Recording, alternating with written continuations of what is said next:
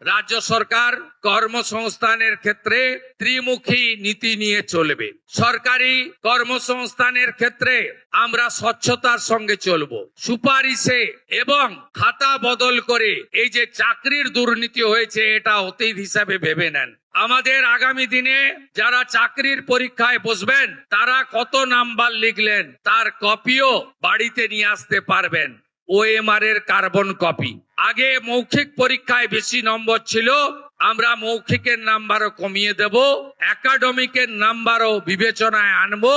আজকে SC ST, প্রকৃত OBC এবং EWS বা দিব্যাঙ্গ যারা বঞ্চিত হয়েছেন আগের সরকারের আমলে, আমরা 100% রোস্টার মেনে তফসিলি জাতি উপজাতি, আমাদের প্রকৃত OBC, দিব্যাঙ্গজন এবং অর্থনৈতিকভাবে উইকার যারা EWS তাদের সংরক্ষণ যথাযথভাবে দেব কর্মসংস্থানের ক্ষেত্রে।